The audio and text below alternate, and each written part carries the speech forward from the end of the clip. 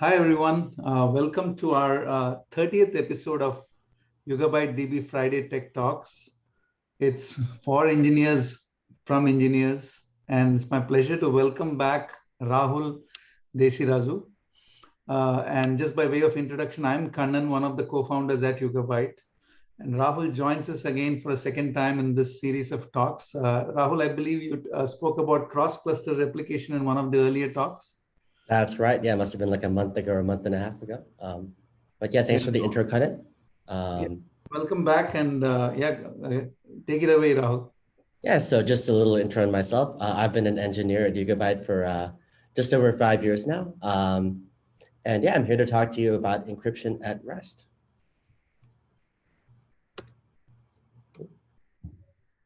So first, let me quickly define or kind of state what encryption at rest is and kind of why a user would want to enable it. So when we say encryption at rest, we're specifically talking about the data that's persisted on the node of the cluster. So this is not to be confused with encryption on the wire, which secures data that's kind of transferred over the network. And this specifically protects against attackers who have read access to the storage on the node. So if an attacker gets access to a Yugabyte disk, they won't be able to read any sensitive user data. However, this does not protect against attackers that have write access to the disk or access to the in-memory state of the machine. So cool, now that we kind of know what encryption at rest is, let's kind of talk about kind of the high-level objectives and requirements that we had when we designed this feature. So first and foremost, we want to be able to enable and disable encryption, obvious enough. And we chose at a cluster level. We also want to be able to periodically rotate keys efficiently. So this means that when we rotate a key, we don't want to rewrite the entire data set each time. But we do want to ensure that eventually all data is written with the new key. Then we want maybe one way to express that is like we don't want the key rotation to be a blocking operation. We want it to be kind of online, and then we want the rewrite to happen gradually over time in the background. Is that fair? That's exactly right, yes. Yeah. Then we also want a low performance overhead on read-write operations. So some kind of performance penalty is always to be expected when you encrypt and decrypt when you write to the file system. But we can do our best to ensure that it's a minimal dip on the IOPS. Then we want to be able to integrate with existing key management services. So let's say a customer or user is already on AWS KMS or Vault. They should easily be able to kind of tie that in with Yugabyte and enable encryption at rest easily. And then finally, and probably the most important requirement for this feature, is that we never persist encryption keys in plain text. So the main attack vector we talked about in the last slide is attackers who have read access to the node. So if we actually store the encryption keys on the node, that would defeat the purpose of the entire feature. So we have to be careful that we only keep plain text encryption keys in memory. Yeah, thanks, Rahul. Cool. So yeah, let's move on to the architecture and kind of how we built this feature. So at the highest level, we use something called an envelope encryption or a tiered key structure. So at the top is the universe key. So this is a one active key per cluster, top level key that is actually used to encrypt other data keys. Then these data keys are the ones that are used to encrypt the data itself. So the universe key encrypts the data keys, which encrypts the data. So kind of a tiered envelope encryption. So let's go into universe keys first. Rahul, maybe in the previous slide, you used the term symmetric key. It might be helpful to clarify what a symmetric key is. Good point. So a symmetric key is a key that is the same key used on encryption and decryption. So this is different from an asymmetric key where you have a public key for decryption and a private key for encryption. Thank you. So for universe keys, we store a history of keys in an encrypted registry in the database's syscatalog tablet. So I touched upon how there's one active key at any given time per cluster, but there can be older data files that reference older universe keys in the DB. So the syscatalog needs to store a history of keys so that tablet servers or data servers know how to kind of process these older universe keys. This registry is itself encrypted by the latest universe key, and this universe key lives plain text in memory on the database. So basically, anytime a server starts up or a new node is added to the cluster, it heartbeats into the YB master. The YB master decrypts its registry and sends it to the data server, which it uses for its read-write operations. So this is what a typical universe key registry might look like. So let's say we've had 4 key rotations over the course of the cluster, UK1 through UK4, and universe key 4 is active. For each universe key, we have a corresponding UUID, and I'll kind of touch upon how that's used and why that's important. And this entire registry is itself encrypted by the latest active key, which is universe key 4.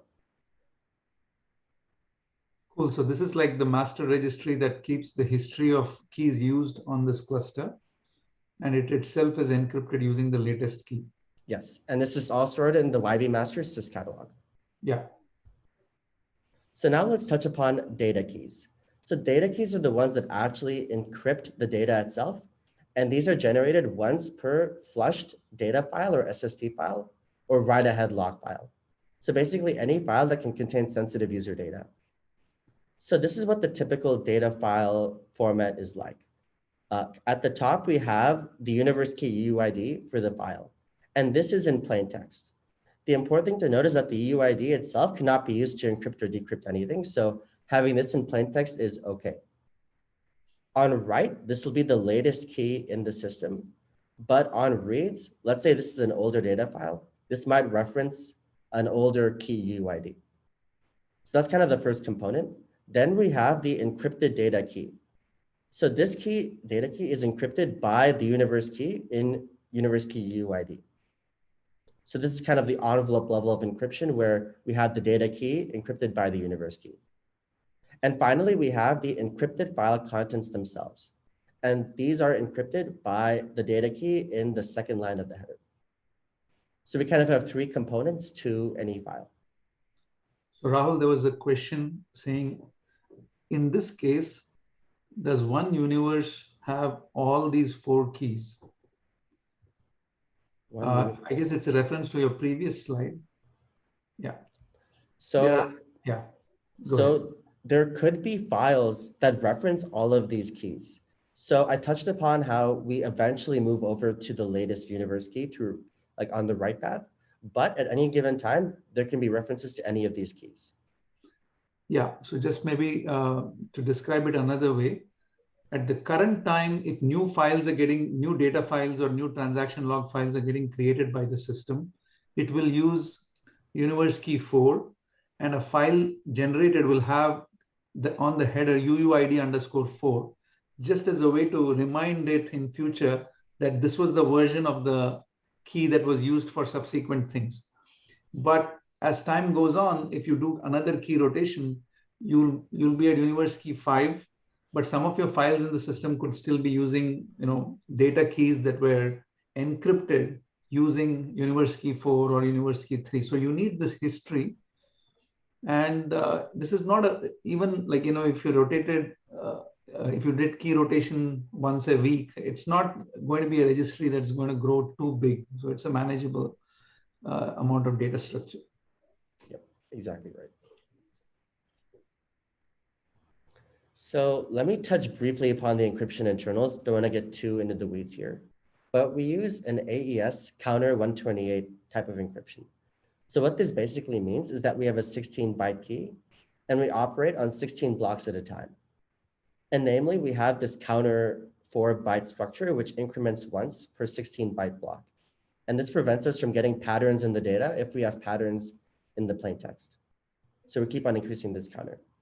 But maybe one important thing to note here is that byte n in the plain text always maps to byte n in the cipher space.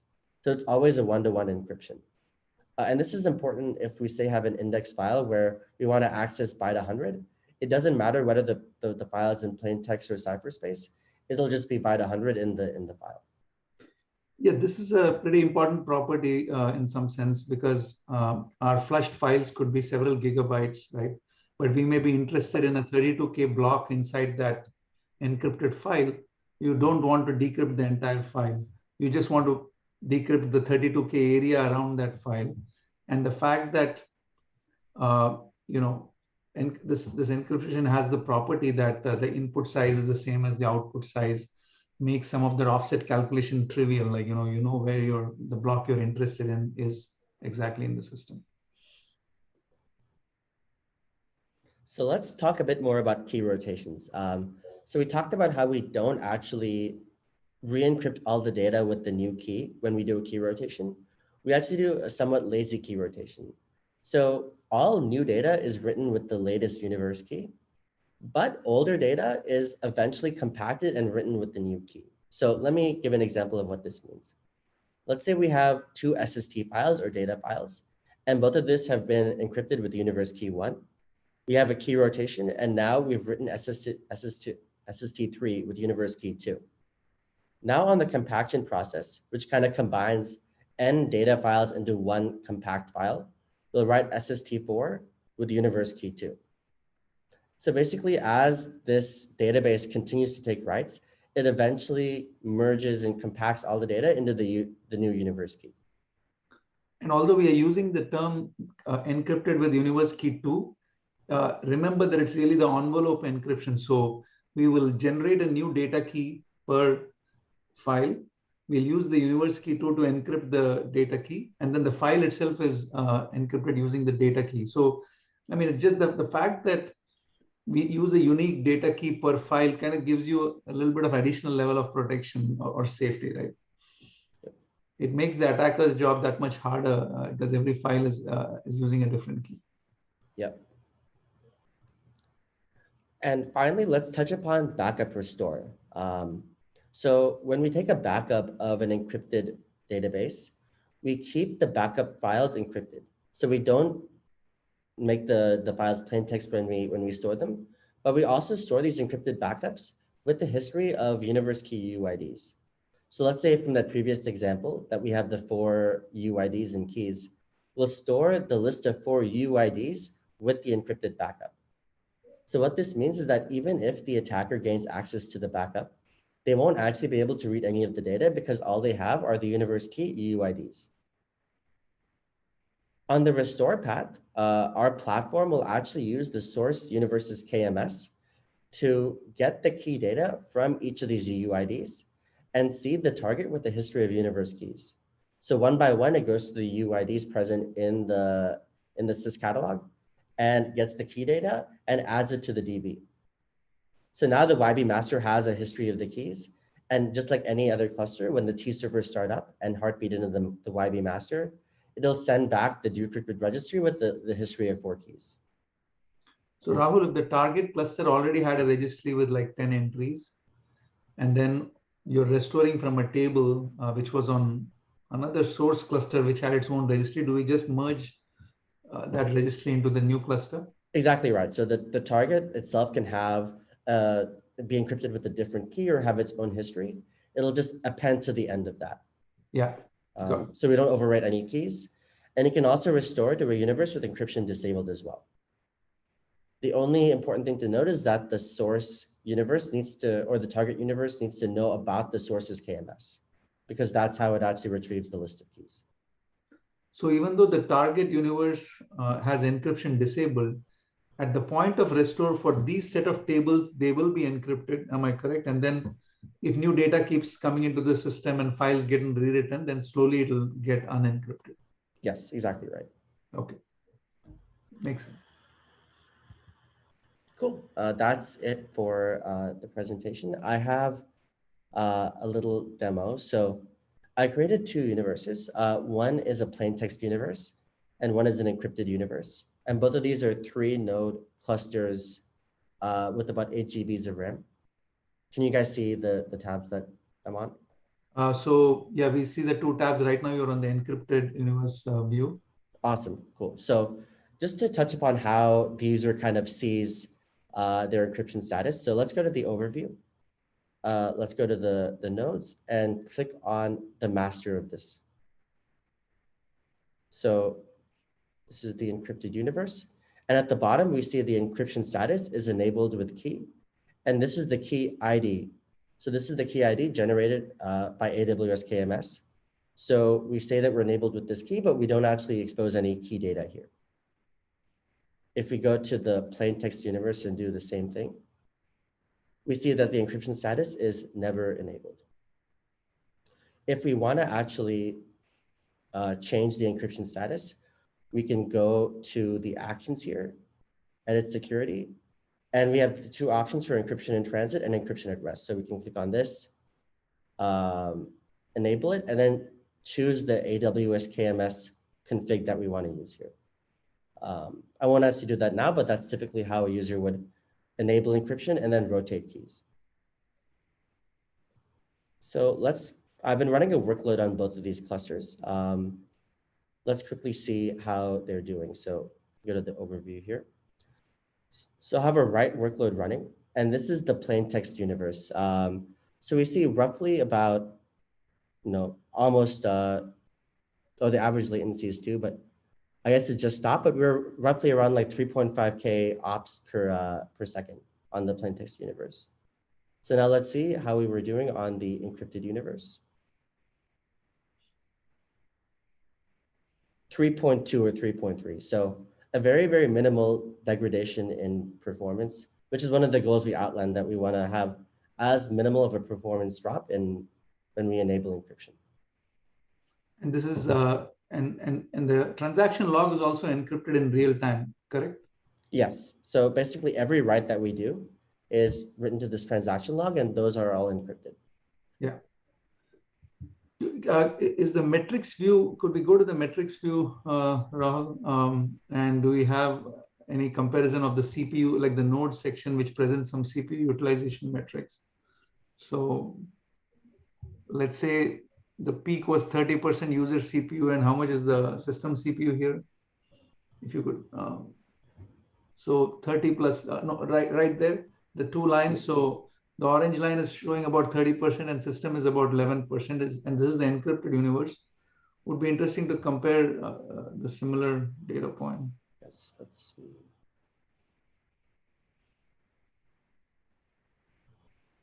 Yeah, so roughly about the same. Roughly about the same. In fact, maybe a little bit higher, and I don't know if it's within the noise. So. Yeah, probably just noise there. Cool. So no observable performance, nothing measurable. I mean, maybe obviously there's more resources getting used, but on the read side, especially in your case, of course, it's a write heavy benchmark, but even on the read side, if your data is fitting in the block cache, or if even if the data is not fitting in the block cache, but if your hot working set is largely in the cache, then you're not going to incur much penalty because of decryption. The decryption is only exercised when you have a block cache miss and you need to go to disk. Yes, but you're also anyway doing, because Yugabyte stores blocks compressed, there's a decompression overhead and a decryption overhead. So among the various things going on, this adds very small additional overhead to the system. And one good thing about symmetric key encryption is that most of the operation is in XOR. So that's a very performant operation for each of the 16-byte blocks. So typically don't see too much of a performance overhead. So there's another question, Rahul, which is like, given that the active universe key is only stored in memory in plain text, what happens on a restart? Excellent question. And I know you know the answer, and so I'll let you talk to it. So when a YB master itself restarts, it actually pings the other two YB masters to get their view of the in-memory state. So the YB master will come up, ping the other masters to say, hey, send me the latest key, and they'll send it. Also, if the cluster has an integration through Platform has a periodic task that sends the latest key to each of the masters. So let's say the cluster does a full restart where all the masters go down at once. Then on restart, Platform will eventually send the latest encryption key to all the YB masters. And there's the third degenerate case, Rahul, I think we've spoken about that, where if you're an open source user and all three of your YB, suppose you're using replication factor 3, and let's say all three of your YB masters go down, then what happens? In that case, the user will have to manually intervene. And we have a YB admin or client function to actually add the latest universe key to the YB master's in-memory state. So the user will have to call that to seed the masters with the latest key. Yeah. So, I mean, I think that covers all the cases. And almost there's no other way out because we cannot store the universe key in plain text, the active universe key in plain text. So yeah, cool. Feel free to continue. I don't know if you had other topics. I didn't particularly have anything else. Cool. We talked about backup, restore, performance overhead. Yeah. So happy to take more questions. But yeah, that was I think, clean, good, nice presentation. Thank you, Rahul. Excellent overview of encryption. Thank you very much. Any active projects in this area? Have there been enhancement requests that are coming? So one thing I noted is that right now we have a cluster-wide encryption key. So when we start to support multi-tenancy or users want to only encrypt certain tables, we'll need a more fine-grained approach to this problem. So right now, given that our data keys are one per flushed file, actually supporting it at the per table level won't be too difficult, because we can just have some upper layer that kind of tells the file system that this should be an encrypted DB or a plain text DB. And from there, it can use either read or write path. I think the interesting one will be multi-tenancy. If multiple users share the same tablet, and then we want some of the keys to be in plain text and some to be encrypted. And I think that's a problem that probably needs some more design. Yeah, I think the thought is more to maybe not do it at a finer grain level below a table or a tablet, but rather more at a logical, like database level. Like for example, on a cluster, you can create multiple Postgres databases. These databases might correspond to multiple tenants using the same Yugabyte DB cluster, but they have their own access control and so on, right? So, so having some facility that takes this feature from just being at the cluster level to per database level is definitely one of the items that we're thinking of. Yeah. So there was another question from one of the LinkedIn users. When we pause and restart a universe, does key rotation happen? Again, I think that the two concepts are different, but I'll let you talk to it, Rahul. Yeah, so when we pause and resume, we keep the same universe key. We don't do a rotation. But it's a good point that the YB masters may need to be reseated with the key. So this goes back again to the platform task. So if the user has an integration with platform will eventually send all the YB masters the latest key. But if they're an OSS user, then they'll need to manually intervene after the resume to give the key to the masters. And when Rahul says platform, he's referring to what we are calling now YBA, Yugabyte Anywhere. Think of it as the control plane and manageability layer on top of the open source Yugabyte database. YBA makes consumption of Yugabyte DB kind of as a service very easy. Or if you're using YB managed, it's the same thing.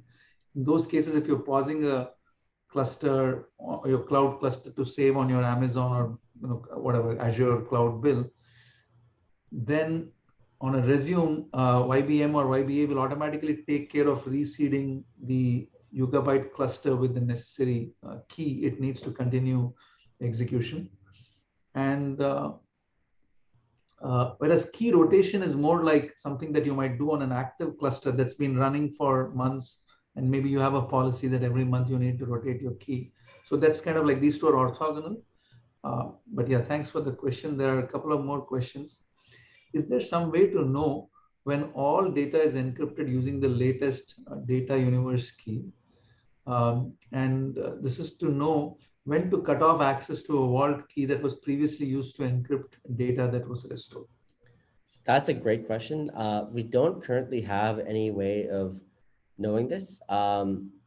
So, if it's a write-heavy workload, you typically expect everything to be written within a few hours or maybe a day. But let's say, the table isn't taking writes, then until it takes writes, it'll still reference data files with the old universe key.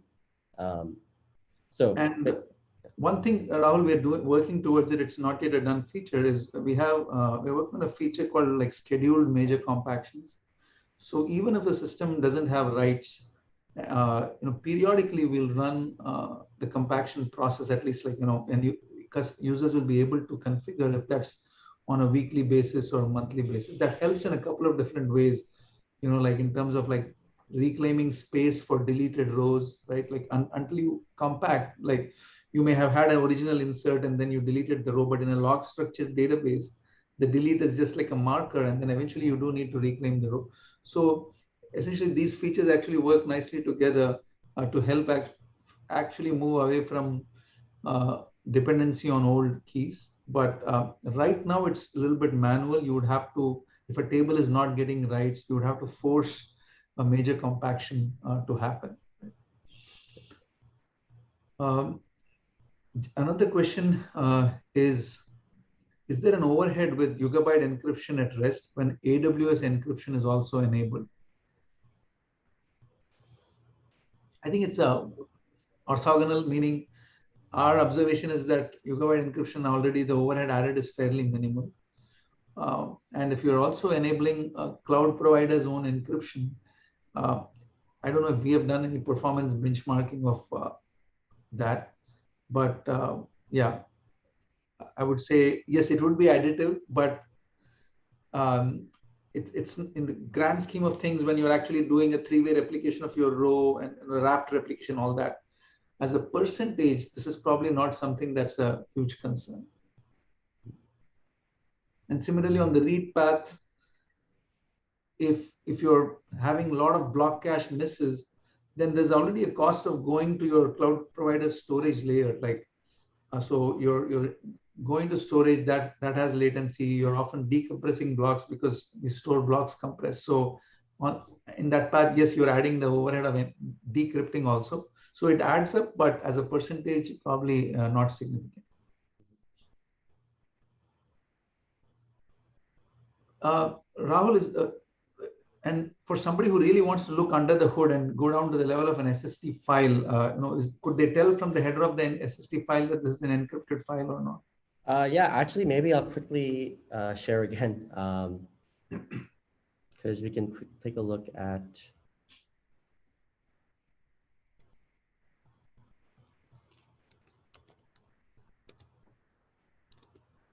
So yeah, let me SSH into the encrypted universe.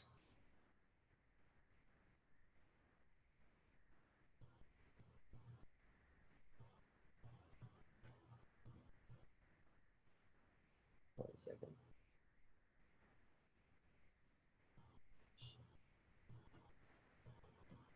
So I'll just SSH into a random node. If you could increase your font size a little bit. Yeah. Thank you. So now we're on one of the nodes. So let's look at MNT D0. So this is the data directory. We have our YB data, the T server. Let's look at the data, RocksDB, table, one of the tables, tablet.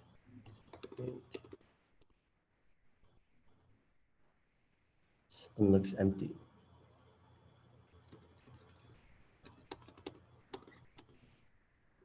Never mind. Maybe this is this particular tablet hasn't flushed a file yet. Yeah. Maybe then the wall file. We could look at the transaction log file instead. The wall directory. Good point. So let's see the.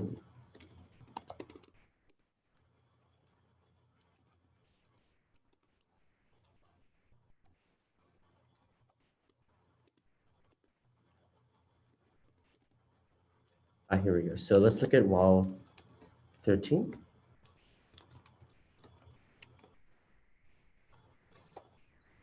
So we notice at the header, we have this encrypt 8-byte field. And then the rest of the, we have the universe key UUID here. Got it. And then somewhere here will be the encrypted data key with this universe key. Yeah. There's one other question, maybe that'll be our last question, Rahul, and then we'll wrap it up. So is there a max number of files that are tied to a universe key, or does the data structure have no upper threshold? There is no upper threshold. So if the user keeps around a universe key for many years and keeps on writing data, it'll all be encrypted under the same universe key. So there's no threshold. And basically, there is no single data structure that is saying for this universe key, I have 20,000 data keys, because it's sort of decentralized. Every SS table file is the only one that knows its data key, and that itself is stored in an encrypted manner. So because we are avoiding a data structure that ties a single universe key to all the data keys, right? It's just so that this limit doesn't hold. So agree with your answer, Rahul. Yeah. Wonderful presentation. Thank you so much, Rahul, for taking the time to talk about this feature. It's one of the frequently asked questions around, and people often ask, like, where are the keys stored? Is there a risk somewhere? How does key rotation happen? So you really covered a lot of those topics well. And but over to you to close off our talk today. Yeah, thanks for having me on. It was a pleasure. Yeah, have a good weekend. See you next Friday. Thank you everybody for joining, and a great set of questions.